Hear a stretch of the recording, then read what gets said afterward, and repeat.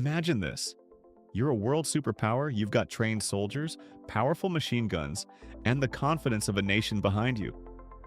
Surely you can take on any enemy, right? Well, not if that enemy is a giant flightless bird. Yes, in 1932, the Australian government declared war against emus. And here's the crazy part. The emus actually won. This is the hilarious, unbelievable, but completely true story of the Great Emu War. And trust me, you're not going to believe how badly this went. After World War I, Australia had a problem. Thousands of returning soldiers were given farmland in Western Australia as part of a settlement scheme. Sounds good, right? But farming wasn't easy. The soil was harsh, and on top of that, the Great Depression had just hit. Prices for wheat plummeted. Farmers were desperate. Then nature delivered one more slap in the face: tens of thousands of emus. Now, if you've never seen an emu, picture an ostrich, but scruffier. They can run up to 50 kilometers an hour, and they travel in huge groups. In late 1932, about 20,000 emus migrated into farmland, and they were hungry. They started munching on wheat fields, knocking down fences and letting rabbits in. For struggling farmers, this was a nightmare. The call for help. The farmers begged the government for help. And instead of sending, say, wildlife experts or building better fences, the government had a different idea. Send in the army.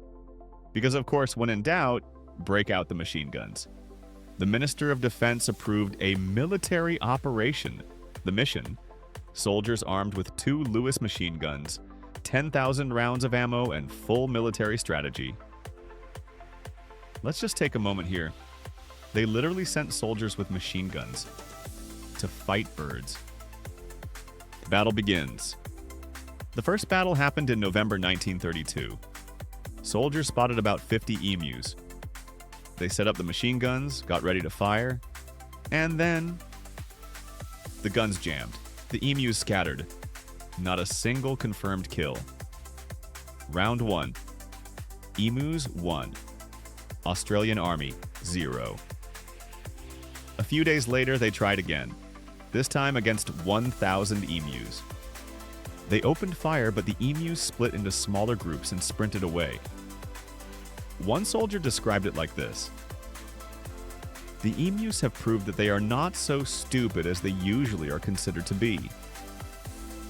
Each mob has its leader, always a big, black-plumed bird, standing fully 6 feet high, who keeps watch while his mates carry out their work of destruction. At the first suspicious sign, he gives the signal, and dozens of heads stretch up out of the crop. A few birds take fright, and away they all go, like lightning, mind." So basically, the emus were using guerrilla warfare tactics. The struggle. The army chased the birds across the fields, but the emus were too fast. Farmers reported that emus were destroying crops faster than soldiers could shoot them. At one point, Major Meredith, the commander, admitted, "If we had a military division with the bullet-carrying capacity of these birds, it would face any army in the world. They can face machine guns with the invulnerability of tanks." The Australian Army just admitted they were losing to birds. Reports spread. Newspapers mocked the operation. Politicians were embarrassed. Farmers were furious. The withdrawal. By December, after weeks of failure, the army withdrew. They had used thousands of rounds of ammunition, killed only a few hundred emus out of tens of thousands, and solved absolutely nothing. The operation was declared a failure. And the emus strutted back into the fields, victorious. Aftermath. The farmers were left to fight the emus on their own. Eventually, the government introduced a bounty system, paying hunters for emu kills. That actually worked better than the military campaign. But the legend of the Emu War lived on. To this day, the phrase Great Emu War is used in Australia as a joke about government failures and ridiculous decisions. And honestly, it's one of the only wars in history where the losing side still gets laughed at nearly a century later.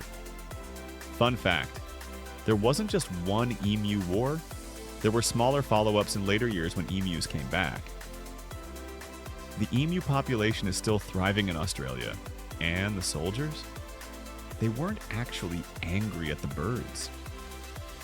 Major Meredith admitted he admired them, calling them tough warriors. Pop culture has turned the Emu War into memes, jokes, and even video games. So the next time someone tells you humans are the dominant species, remind them of this. In 1932, the Australian Army declared war on birds and lost. The Great Emu War remains one of the weirdest, funniest, and most unbelievable stories in history. A reminder that sometimes, no matter how powerful you think you are, Mother Nature always has the last laugh. Or in this case, the last squawk. That's all for today, folks. Please like and subscribe for more.